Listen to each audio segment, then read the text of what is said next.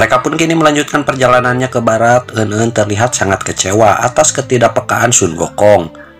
Lalu ibunya merasa sangat lapar dan meminta Eun memberikan 1 ekor nyamuk yang ia miliki.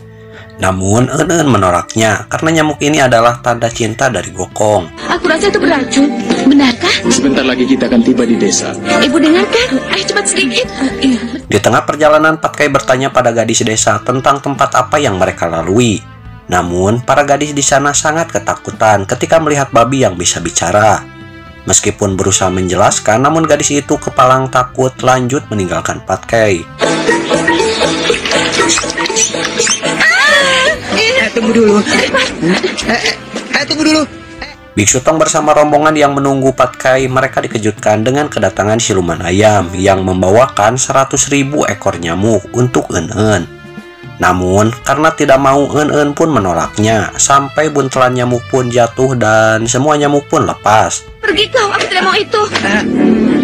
Para gadis yang Patkai tanyai kebetulan lewat sana dan sontak mereka pun semakin ketakutan setelah melihat wujud aneh dari rombongan Biksu Tong. Ayam yang kecewa kini diminta Eun untuk menangkap 1 juta ekor nyamuk.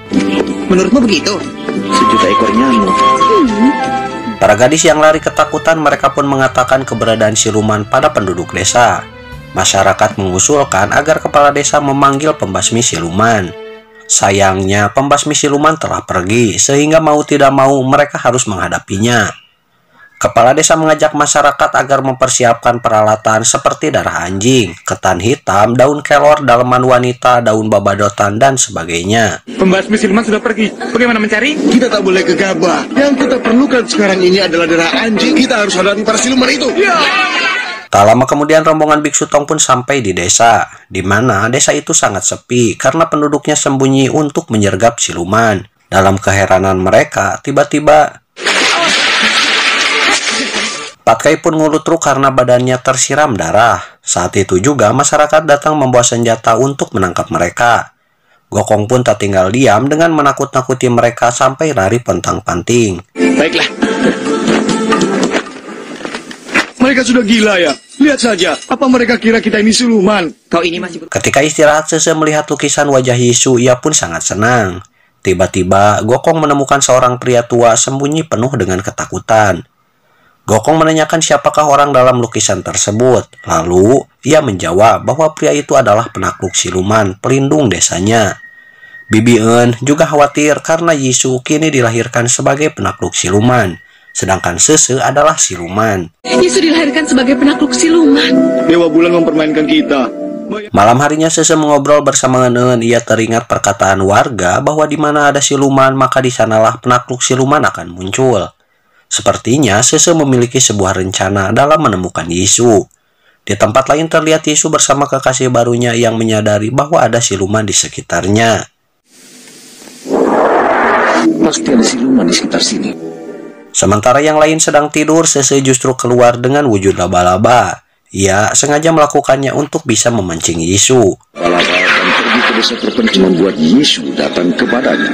Usaha Sese ternyata berhasil. Namun sialnya kini Yisu tak mengenalinya sama sekali. Bahkan kini ia menyerang Sese. Untungnya di saat yang tepat Gokong pun datang ditemani yang lainnya dan langsung menjelaskan pada Yisu siapakah Sese sebenarnya yang selama 500 tahun terus mencarinya. Biksu Tong pun ikut bicara. Kakakku mencarimu selama 500 tahun. Aku adalah Biksu Tong Samcong. Setelah semuanya berusaha mengingatkan kenangan Sese bersamanya, Yisu pun tak ingat apapun tentang masa lalunya. Setelah Sese mengatakan tentang kematian Yisu yang masuk ke dalam api, Yisu pun mulai mengingatnya. Hal itu membuatnya senang. Kini Sese pun diajak ke tempat Yisu tinggal. Iya, itu betul. Aku baru ingat sekarang. Kau anak yang pintar. Sayangnya, Yisu bukanlah penakluk siluman karena ia adalah siluman lipan.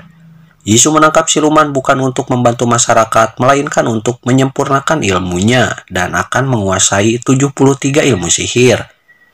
Kemampuan ini akan melebihi Sun Gokong. Hal ini adalah bahaya yang sangat besar bukan hanya bagi Sese, tapi juga bagi Gokong, Biksu Tong, dan yang lainnya. Esok hari, Sese pun pulang pada rombongan. Semuanya seolah ikut bahagia melihat Sese bahagia. Namun, Bibian sedikit kecewa karena Yisu tidak ikut.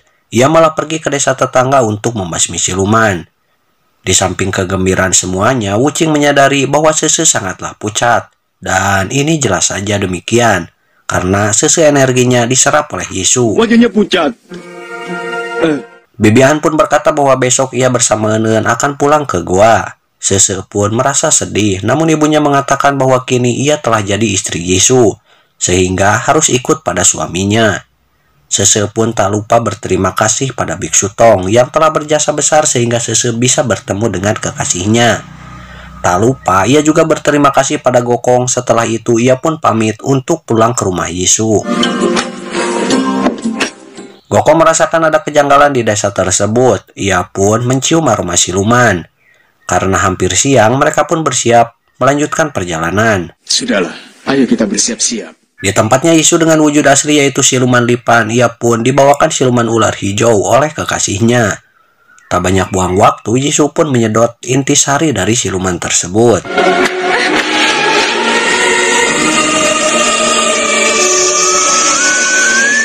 Beralih kembali pada Biksu Tong beserta rombongan. Di perjalanan, Eun melihat rombongan pernikahan. Ia pun tersenyum-senyum. Karena ingin seperti itu, Gokong pun menasihatinya agar Eun mencari pasangan yang baik.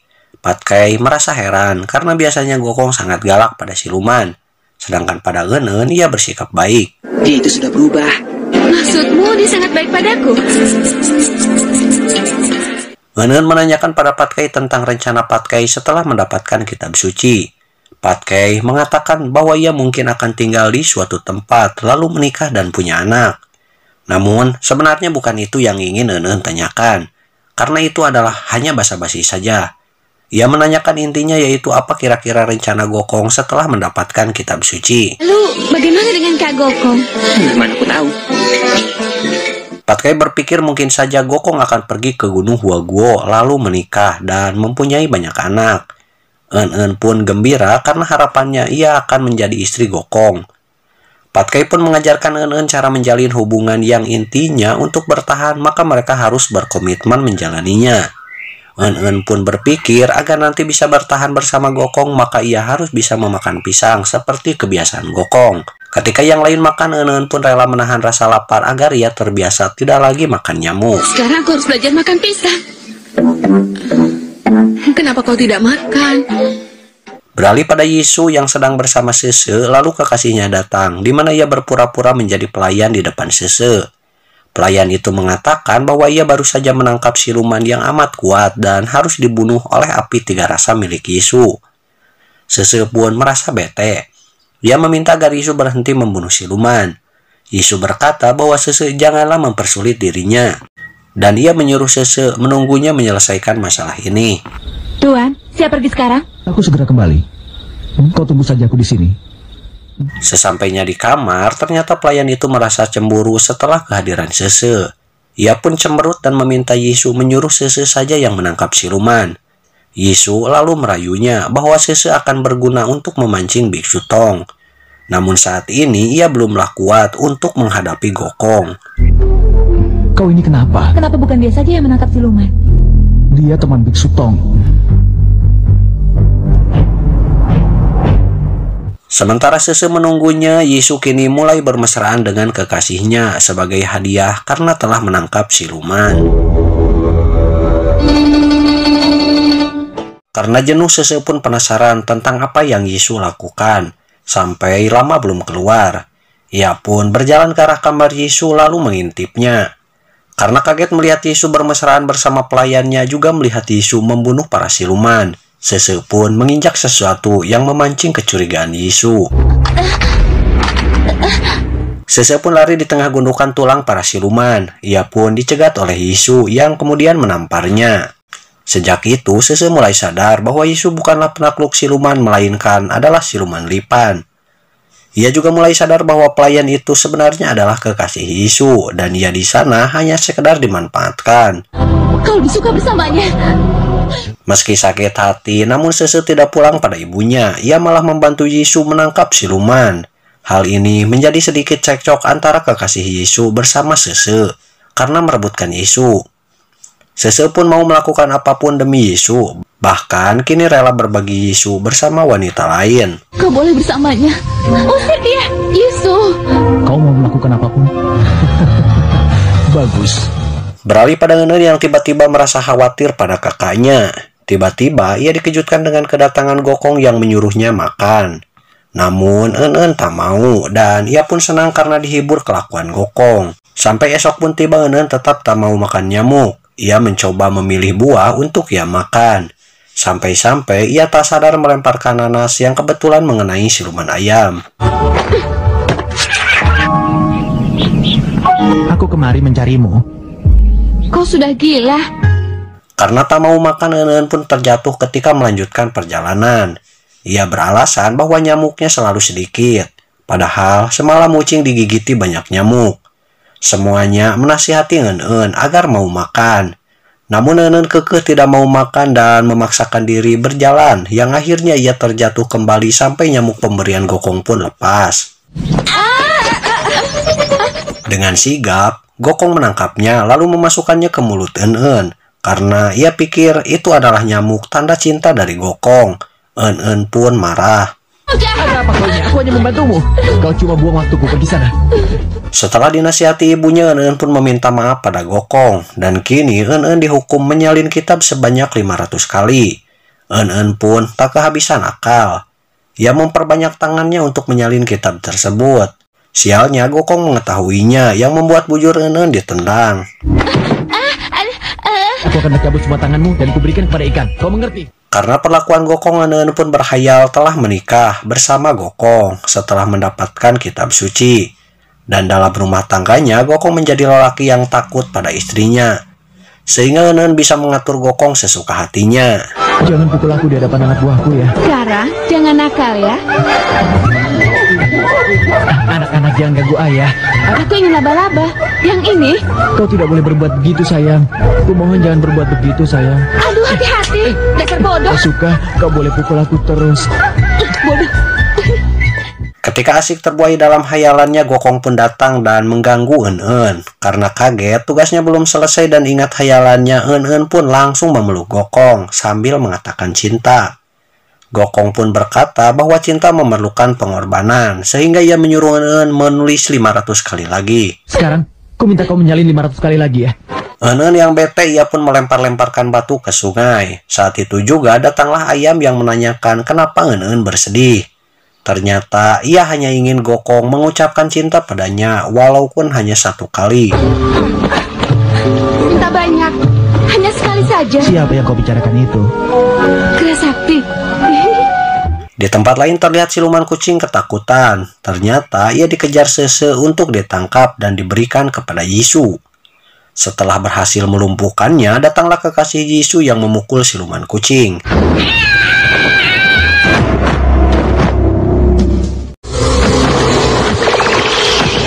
Ternyata mereka bersaing untuk mendapatkan cinta dari siluman lipan alias Yisu. Melihat Sese yang bucin padanya, Yisu pun meminta agar Sese membantunya untuk menangkap Biksu Tong. Awalnya ia menolak, namun demi cinta ia pun menyetujuinya. Dan kini kekasih Yisu pun dihisap energinya karena kini Yisu lebih memilih Sese. Aku mau. Sekarang kita istirahat. Beralih pada ayam yang sedang patah hati karena ternyata Enen menyukai Gokong. Ia pun berpikir bahwa cinta tak haruslah memiliki, namun harus membuatnya bahagia. Akhirnya ayam pun berniat mengubah wujudnya menjadi Gokong, lalu mengutarakan cintanya pada Enen agar dia bisa bahagia. Nyamuk tidak begitu saja masuk ke dalam mulutmu. Aku cinta padamu.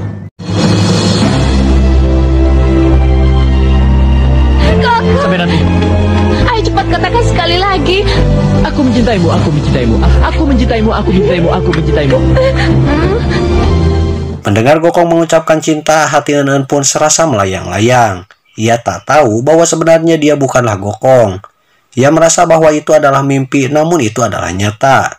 En berjanji bahwa ia tak akan mengatakan pada siapapun tentang pernyataan cinta dari Gokong. Aku tidak akan memberitahu siapapun. Aku berjanji. En pun terlihat lebih bahagia meskipun Gokong tetap memperlakukannya sama seperti biasa. Namun En menganggap itu hanyalah sandiwara dari Gokong di depan orang lain. En pun terus menggoda Gokong dalam perjalanannya. Guru, dia menggodaku. Gokong, maafkan dia. Kau harus membimbingnya. Ayo berangkat. Kembali pada Yisu yang kini sedang bersama Sese, dan kini Sese mengatakan bahwa ilmu Yisu sudahlah tinggi dan tak perlu makan biksu tong. Tiba-tiba saja wajahnya berubah menjadi orang lain dan Yisu tidak bisa mengembalikan wajahnya sendiri. Menakutkan. Di lain tempat terlihat rombongan biksu tong yang sedang berjalan. Tiba-tiba Patkai melihat kuda naga kehausan. Ia pun mengajaknya mencari minum, dan secara tiba-tiba ia melihat langit gelap, lalu petir pun datang dan bumi pun bergoncang. Ternyata hal ini adalah akibat dari siluman Lipan yang sedang menimba ilmu 73 sihir, namun belum ia gapai. Gokong pun menyadari bahwa di sana ada siluman. Ia pun mengeluarkan tongkatnya sampai bencana itu pun berhenti. Gokong pun pergi untuk memeriksa keberadaan siluman, namun juga ia diikuti oleh En yang terus mau bersama Gokong. Dan karena asik memandangi Gokong, ia pun harus jatuh menabrak pohon. Awas, di sana ada pohon. Kau tidak apa-apa, ha? Saya. Gokong pun menyadari bahwa di sanalah siluman berada. Namun betapa kagetnya Gokong ketika melihat Dewi Kuan Yin yang tak lama kemudian berubah menjadi Patkai, lalu berubah menjadi biksu tong, dan berubah jadi siluman Lipan dalam kondisi tak berdaya karena ia belum menyempurnakan ilmunya. Gokong pun bersiap menghajarnya, namun dihalangi Sese yang tiba-tiba muncul. Jangan bunuh dia. Gokong pun bersikeras untuk membunuhnya karena Lipan adalah siluman yang jahat, yang bisa saja ia menguasai 1000 wujud. Dan jika tidak dibunuh segera maka nanti akan sangat berbahaya. Sese juga ngenen berusaha mencegahnya dan akhirnya Gokong pun setuju dengan syarat siluman Lipan harus berbuat baik. Terima kasih Kerasakti. Biksu Tong sangat senang mendengar Gokong memperlakukan siluman Lipan dengan bijak. Kini mereka pun terlihat bahagia bersama, dan tak lupa dihiasi dengan tingkah En yang benar-benar mengira bahwa Gokong dululah yang menyatakan cinta padanya. Ia pun kini mulai berusaha makan pisang. Selain itu En pun terus menggoda Gokong, sampai akhirnya Gokong berubahnya menjadi lalat, lalu ia kantongi. Kongkong, aku punya usul. Anjing dan... Kongkong, kurang ajar, keluarkan. Siluman ayam yang ternyata ada di sana ia pun kaget karena ulahnya ternyata salah. Ayam pun menghampiri En lalu mengatakan hal yang sebenarnya, bahwa yang menyatakan cinta bukanlah Kerasakti, melainkan dirinya yang menyamar. Namun sedikit pun En tak percaya. Ia justru menuduh ayam cemburu padanya lalu mengusirnya. Mengerti, En. Sekarang aku lelah. Esok harinya terlihat Patkai menemui Sese yang katanya ia sangat merindukan Sese. Hal ini jelas membuat Sese kaget. Ia pun mengatakan bahwa Yisu ada di dalam dan Patkai janganlah macam-macam. Tiba-tiba suara Patkai berubah seperti suara Yisu dan ternyata itu adalah Yisu yang kini sudah berhasil menguasai ilmu 1000 wujud. Suaramu seperti Yisu. Yisu pamit untuk menangkap Biksu Tong. Meski dilarang oleh Sese, namun kini ia tak takut pada siapapun, termasuk Sun Gokong. Karena kini dirinya telah menguasai ilmu 1000 wujud, juga bisa membaca pikiran orang. Mereka yang akan mengalami kekalahan. Di lain tempat terlihat Patkai ngulut truk karena disuruh mengambil air oleh Sun Gokong. Patkai yang malas, ia pun malah tidur karena merasa capek. Yisu yang melihat Patkai tidur, ia pun mengubah wujudnya menjadi Patkai lalu mengajak gurunya pergi ke sungai dengan alasan bahwa di sana ada Dewi Kuan Yin. Kau tebak siapa, Guru? Aku tidak tahu. Beralih pada Patkai yang kesal karena embernya hilang satu. Tiba-tiba ia dikagetkan dengan seseorang yang menjadi dirinya dan membawa Biksu Tong. Ketika ia tanya, Patkai palsu pun mendorongnya. Patkai pun segera bangkit lalu memberitahu Gokong bahwa gurunya diculik. Lalu Biksu Tong pun dibawa oleh Yisu ke tempatnya. Guru! Sese merasa kaget karena Yisu benar-benar menangkap Biksu Tong. Ia pun berusaha menyadarkan Yisu, namun Yisu malah marah lalu mendorongnya, juga menamparnya sampai kepiuhan alias pingsan. Amitabha, entah bagaimana rasa daging biksu. Gokong yang mengejarnya kini ia pun tiba disusul yang lainnya. Namun betapa kagetnya Gokong karena ia melihat Biksu Tong ada dua. Semuanya bingung, lalu Gokong pun menggunakan mata apinya untuk mengetahui mana yang asli dan mana yang palsu. Setelah dipindai ternyata mata api Gokong tak mampu menemukan mana gurunya. Ia pun bertanya pada Sese terkait Biksu Tong yang asli. Namun sial karena Sese pun tak tahu mana yang asli dan mana yang palsu. Patkai juga Wuching pun mencoba memeriksa keaslian gurunya, namun nihil karena mereka tampak sama. Dia pasti guru kita. Palsu. Itu yang palsu. Tidak bisa.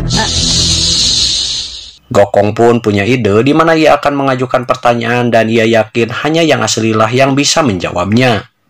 Setelah puluhan pertanyaan diajukan, ternyata keduanya sama-sama bisa menjawab dengan benar. Kalian menjawabnya dengan benar. Dan juga cepat. Wuching pun meminta agar mereka membaca doa karena gurunya selalu berdoa. Namun lagi dan lagi, keduanya sama-sama bisa membacakan doa. Patkai juga Wuching kini cekcok memperebutkan pendapat keaslian dari gurunya. Hanya ilusi semata. Nah, dia yang asli. Dan aku yakin dia tidak mungkin siluman. Dia guru kita yang sebenarnya. Yang ini yang guru. Diam. Kalau tidak diam. Gokong pun kesal lalu ia menyuruh Patkai pergi ke kahyangan untuk meminjam cermin ajaib. Tanpa banyak ngawadul, Patkai pun pergi dan singkat cerita ia pun sudah sampai di kahyangan. Setelah menjelaskan kesulitan yang ia hadapi, Patkai pun pulang dengan membawa cermin ajaib milik Dewa Jailing. Terima kasih ya. Setelah cermin didapat, Gokong pun segera menggunakannya, di mana biasanya cermin itu akan menunjukkan wujud asli dari seseorang. Namun lagi dan lagi, cermin ajaib pun menunjukkan bahwa keduanya adalah Jin Sanche alias Biksu Tong di masa lalu. Kau hebat sekali. Dalam kebingungan, Patkai mendapatkan ide ekstrim yaitu mantra simpai emas. Meski akan merasa kesakitan, Gokong pun meminta Biksu Tong membaca mantra, karena menurutnya hanya yang aslilah yang akan tahu mantranya. Aku tak ingin kau menderita. Itu kau akan menderita. Jangan khawatir. Gokong pun mulai merasa kesakitan pada mantra tahap pertama. Sialnya kedua biksu ternyata bisa membacakannya, dan kini mereka akan membacakan tahap kedua sampai tahap kelima, di mana setiap tahapnya Gokong akan merasakan kesakitan yang terus meningkat. Mereka berdua tahu. Kita lihat apa kau tahu tahap kedua. Tentu saja. Di tengah-tengah tahap, En-En menyuruh mereka berhenti karena tak tega melihat Gokong kesakitan yang amat luar biasa. Namun, Gokong, Wuching juga Patkai mereka belum bisa menemukan gurunya yang asli.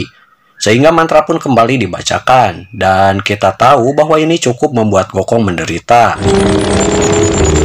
Sudah cukup gak? Belum. Akhirnya satu biksu berhenti membacanya. Gokong pun mengatakan bahwa ia adalah siluman karena tak bisa melanjutkan mantranya. Biksu itu berkata bahwa ia tahu mantranya, namun tak tega melihat Gokong harus menderita. Lalu biksu itu menuduh yang satunya adalah siluman karena tega menyakiti Gokong. Akhirnya keduanya sepakat membacakan tahap kelima, dan akan terbukti siapa yang benar-benar Biksu Tong dan siapa yang siluman. Baca tahap kelima. Di mantra tahap kelima, Gokong benar-benar merasa ada di neraka dengan siksaan tiada tara. Namun ia harus menahannya untuk membuktikan mana Biksu Tong yang asli. En-En pun tak tega melihat Gokong, lalu ia memukul kedua biksu sampai ngajarungkel dan terluka. Jangan lakukan ini. Apa kau sudah gila, ha? Wuching meminta agar Patkai kembali ke kahyangan dan meminta saran pada Kaisar Langit. Setibanya di sana, Patkai menceritakan kesulitan yang ia hadapi. Kaisar pun dibuat bingung sampai akhirnya Dewa Bulan mengatakan bahwa yang bisa membedakan mana yang asli dan yang palsu adalah kekasih siluman itu alias Sese. Saya mengenal Yesu adalah kekasih siluman itu. Setibanya di bumi, Patkai dan yang lainnya mulai merayu Sese agar bisa membantu mereka. Awalnya Sese ragu karena ia tak tega jika harus mengkhianati kekasihnya sendiri. Mereka pun terus memohon dan membawa Sese ke hadapan dua biksu. Setelah Sese perhatikan keduanya dengan teliti, Sese pun menunjuk yang salah karena ia dibutakan oleh cinta. Namun Gokong pun lebih cerdas, ia pun memukul yang tidak ditunjuk. Namun siluman Lipan langsung ngewat Sese dan menyandranya. Siapa yang maju maka Sese akan ia bunuh. Kalau maju dia mati. Kau tinggal di sini. Jangan dikejar lagi. Gokong pun bersiap mengejarnya, namun dihalangi yang lainnya karena ini demi keselamatan Sese. Biksu Tong pun terlihat kesakitan, sedangkan Bibi An merasa sedih atas nasib yang menimpa Sese setelah 500 tahun mencarinya. Entah bagaimana dia sekarang. Gokong mengingatkan yang lainnya agar mulai sekarang mereka harus lebih hati-hati. Siapapun yang mereka temui harus mereka curigai. Tak lama kemudian datanglah Dewa Yellow. Mereka yang gelisah atas kesaktian siluman Lipan yang kini sudah menguasai ilmu 1000 wujud. Dan siapapun yang ia tiru akan berikut kesaktiannya pun ia miliki. Hajar dia. Gokong pun menyuruh adik-adiknya untuk menghajar Dewa Yellow sampai babak belur. Yellow. Sudah hentikan. Apa benar kau Yellow? Setelah babak belur, Gokong pun menghentikan mereka lalu menanyakan pada Yellow apa maksud kedatangannya. Ia pun menceritakan bahwa ia jenuh berada di langit, lalu turun ke bumi mencari inspirasi untuk kisah cinta manusia. Namun sial karena dirinya malah dipukuli dan kitab kisah cintanya pun berantakan. Setelah Yellow pergi, Biksu Tong pun mengajak mereka untuk pergi. Tanpa sengaja, En melihat kitab jodoh milik Yellow yang ketinggalan. Ia pun langsung membawanya. Di sela-sela istirahat, En menyempatkan membaca kitab jodoh tersebut, namun sayang ia tak bisa membaca. Sampai ia pun dikejutkan dengan kedatangan siluman ayam. Sebenarnya aku sudah pergi. En pun meminta ayam agar membacakan isi kitab tersebut dan mencari tulisan siapakah jodohnya. Ayam pun mulai membaca kitab tersebut, di mana di sana tertulis bahwa yang menyatakan cinta padanya adalah ayam yang sedang menyamar. Tidak mungkin. Tidak mungkin. En pun marah, kecewa, sedih, dan pokoknya perasaannya saat ini campur aduk. Karena harus menghadapi kenyataan yang sulit ia terima. Dari dulu, ayam berusaha mengatakan hal ini, namun En selalu menolak. Dan baru kali ini ia mengetahuinya. Yang menciumku adalah... En pun mulai menerima nasib, lalu ia pun meminta agar ayam melanjutkan membacanya. Sialnya, jilid pertama sudah habis, sehingga untuk mengetahui kelanjutannya, maka ia harus mendapatkan jilid kedua. En pun kecewa, sampai akhirnya ia pun pingsan. Setelah sadar, En tak percaya jika dalam hati Gokong tak ada sedikit pun rasa cinta untuknya. Ketika Gokong hadir, En pun mengatakan bahwa ia ingin menikah dengan siluman ayam. Hal ini ia lakukan untuk menguji apakah Gokong cemburu atau tidak. Gokong pun membolehkannya jika dengan menikah En akan merasa lebih bahagia. Tak lama kemudian dari luar Patkai pun memanggilnya. Boleh, menikah saja. Kak Gokong! Kak Gokong cepat keluar! Ternyata kondisi Biksu Tong kini sangat kritis, bahkan muntah darah akibat serangan dari En sebelumnya. Gokong pun bingung dibuatnya. Hal apakah yang harus ia lakukan?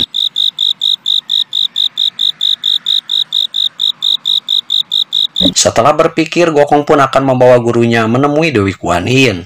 Sekalian meminta saran cara menghadapi siluman Lipan.